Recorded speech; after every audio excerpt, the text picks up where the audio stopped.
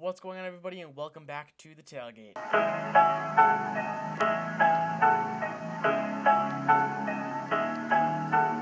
I'm your host, Michael Quatchimani, and I'm very happy to have you here. If you enjoy listening to what I say, then make sure to subscribe and turn on post notifications so that you never miss an upload. And also make sure to check out the podcast on Spotify if you get the chance. And make sure to also subscribe to my other podcast, The 411. I will leave a link to it down below. We actually have a podcast coming out tomorrow, our weekly one. They'll actually be coming out on either Wednesday or Thursday from now on. So, if you're looking at any Wednesday or Thursday, we'll probably have a new podcast coming up that day. So, as always, leave a like. And actually, I have a few things that I need to get into before I actually cover any news that I have scheduled for the day. So, I was actually thinking of ways that I can give you more, of my sports takes or whatever, more of the tailgate during the school year, because I'm kind of going to be crunched for time as, now school's starting back up, and, editing actually takes a long, and actually, writing down all the notes and recording and editing, it takes a lot of, work and effort, especially with the 4-1, I edit those too, so, the time kind of adds up, and I'm not sure if I'll be able to put out 2, possibly 3 podcasts a week. I'll probably be doing one with the 4-1 and one tailgate. So I was thinking of new ways I can kind of reach out to you guys, and I thought of maybe being able to write articles, which I can really just do on the fly whenever. I just want, if you guys would be interested in that, if you guys would actually read them, just leave a like down below, give me a comment, text me, whatever, and it'll go a long way. It'll make me motivated to actually do it. So anyway, I have 2 things on the dock for today. I'm going to talk about the Celtics and Heat in the Eastern Conference Finals right now, and just my reactions and kind of predictions, more reactions, and worries a little bit. And then after that, I'm going to give you 5 players. 3 of those are going to be players that you need to trade for, and 2 of those are going to be players that you need to trade away if you have them on your team. So if you're interested in fantasy football, stick around. Wait like about 10-20 minutes, and we'll get into that. So I'm going to start off with Celtics and Heat, though. At first, in my opinion, if you look at the bubble and you look at the matchups that the Celtics have had in the playoffs so far, this is like the best case scenario. They faced Sixers without Simmons, round 1. They faced the Raptors with no clear star. I mean, Pascal Siakam should be... I think I was watching something, and they were saying Pascal Siakam is like the MVP for the Celtics. I could not agree more. I mean, he is. He should be the MVP of the Celtics for that series, because he is the reason why the Celtics are in the Eastern Conference Finals. Him and Marcus Smart for the Celtics. And then now you face the Miami Heat, who some people had as a first-round exit to the Pacers. So I don't think you have any excuses for the Celtics not being able to make it to the finals. If I were to tell you 4 weeks ago, these are the matchups you would have, you'd be like, oh yeah, Celtics easily. Like, no problem with that. Because the Celtics are the more talented team than the Miami Heat, period. Plain and simple.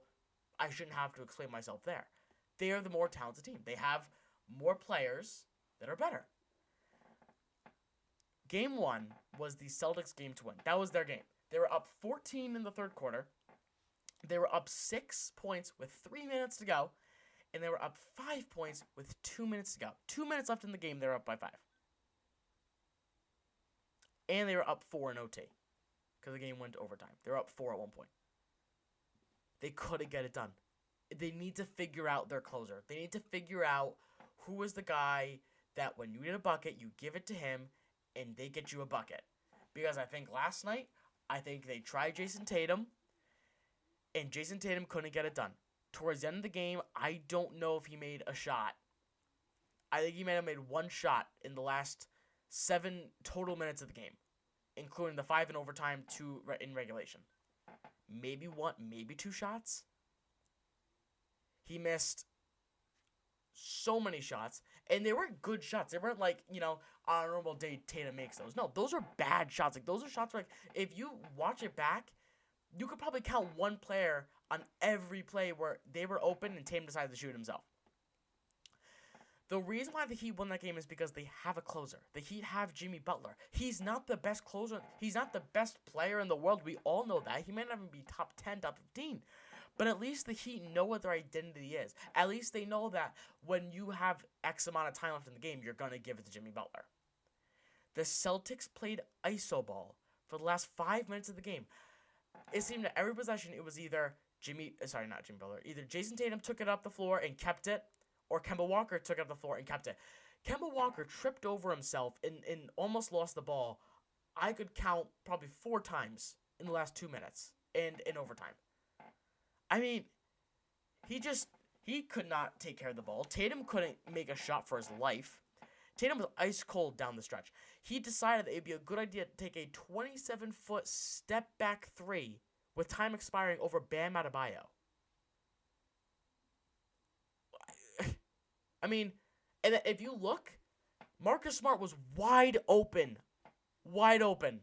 on the wing, wide open. So I'm going to ask you, would you rather have Jason Tatum taking that step back three or have Marcus Smart taking a 15-foot, 14-foot routine jumper?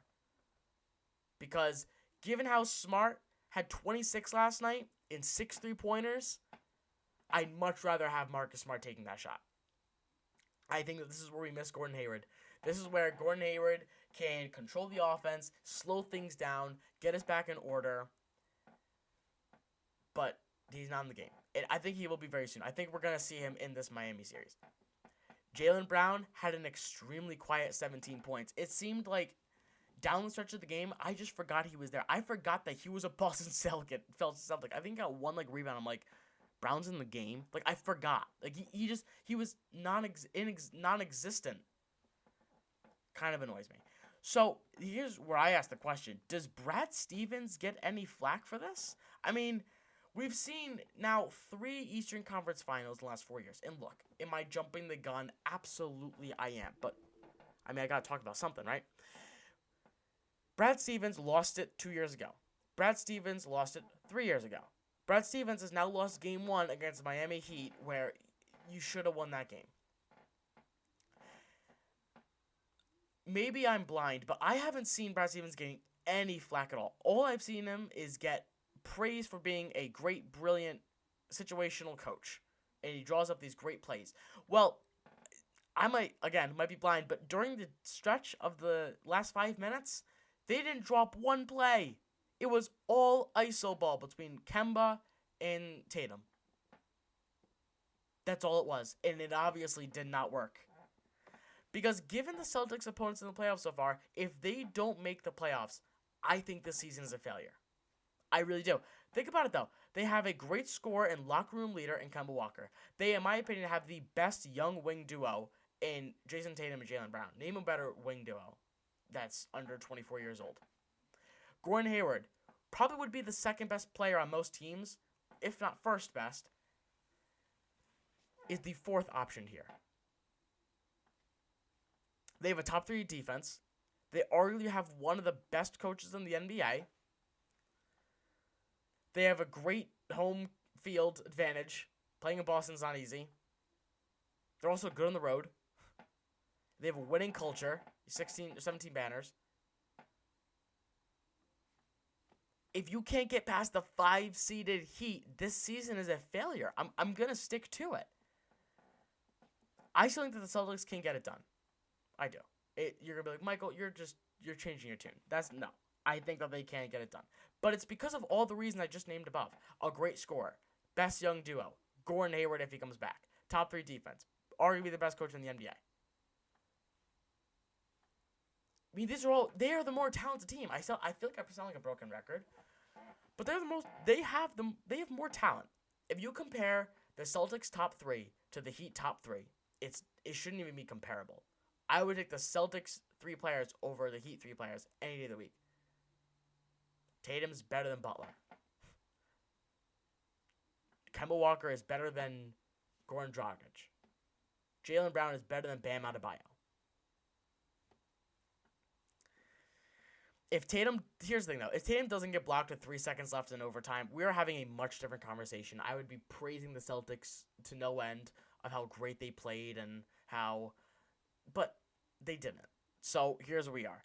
Game 2 is going to be a big game. I still have the Celtics though in this series. It's not going to be easy. I still think it's going to go to 7 games. I think I would have said the Celtics would have been winning in 5 if last night didn't happen. but it raised a lot of question marks for me.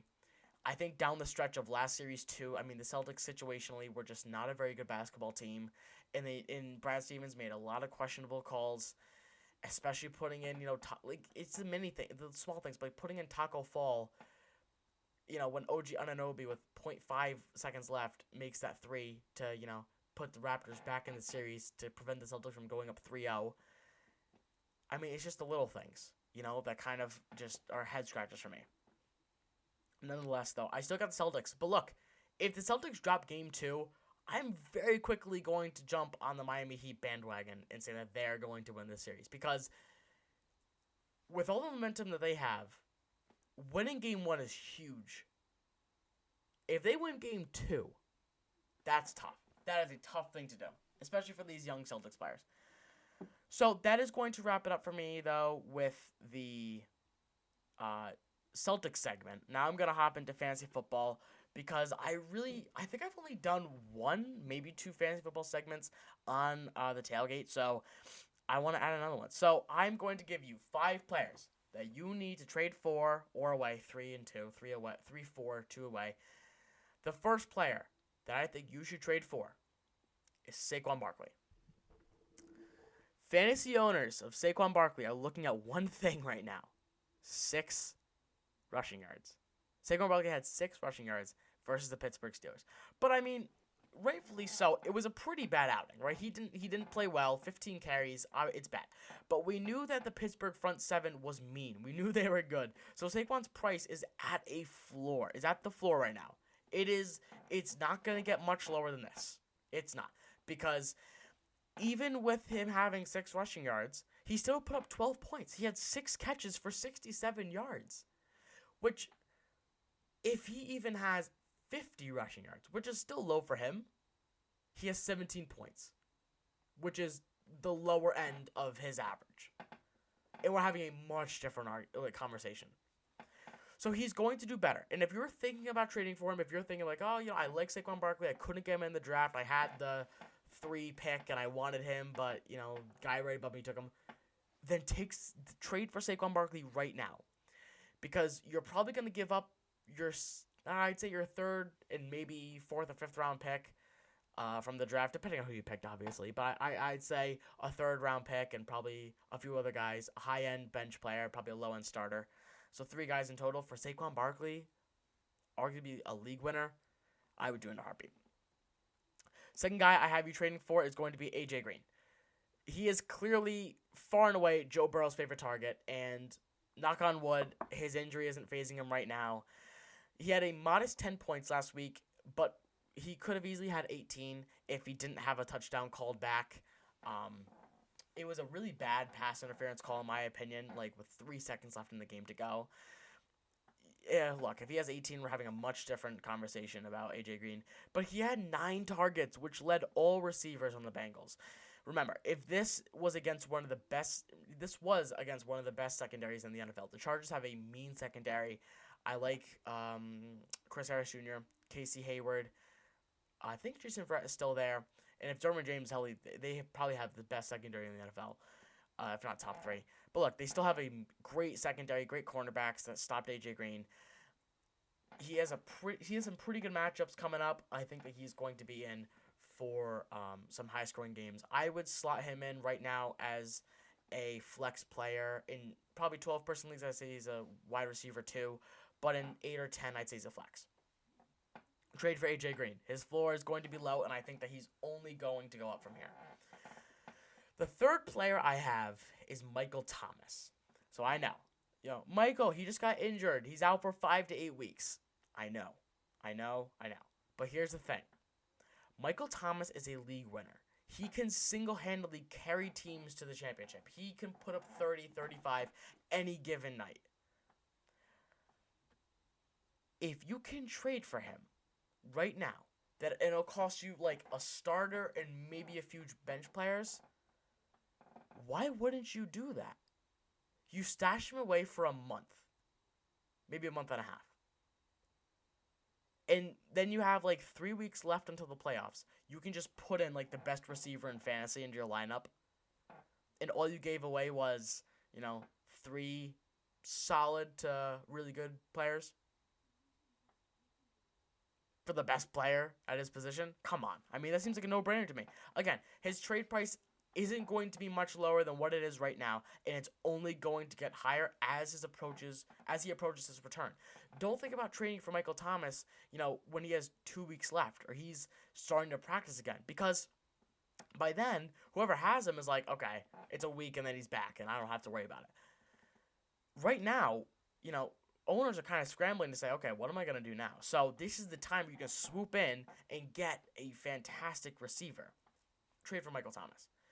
So those are my 3 players you should trade for. I'm going to give you my 2 I should trade away. This should seem like a no-brainer if you've seen any of my other podcasts with fantasy football. Josh Jacobs. You guys know that I am very anti-Josh Jacobs. His remarkable and one-time 35-point performance is eye-popping to others. So trade him while his price is high. He's going to attract a lot of people who may need running backs, especially if people are wary of, Joe Mixon's performance of only like 5 or 6 points. Austin Eckler put up sub 10 points.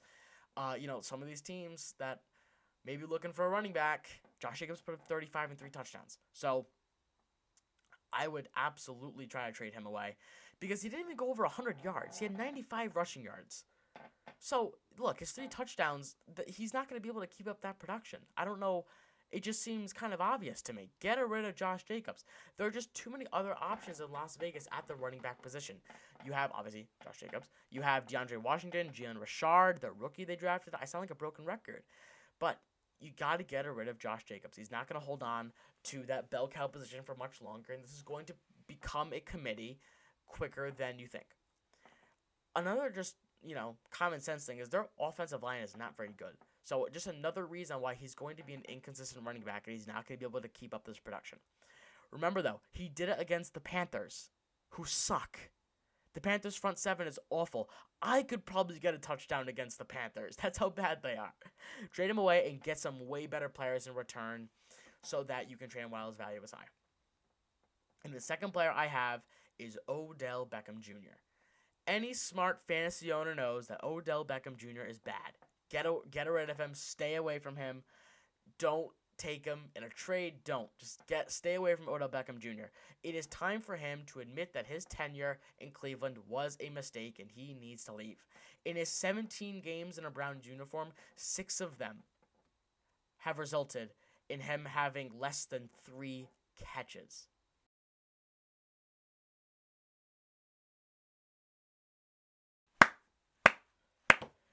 He's extremely inconsistent. It doesn't help that his quarterback, Baker Mayfield, is probably a bust. It may be too early to tell, but in my opinion, he's a bust. And inconsistent quarterback. There are a lot of mouths to feed in that offense. Last week, they lost to the Ravens 38-6, so they weren't able to really work in the run game that I've been expecting for a while now, and I think we're going to see Nick Chubb and Kareem Hunt get a bigger workload eventually.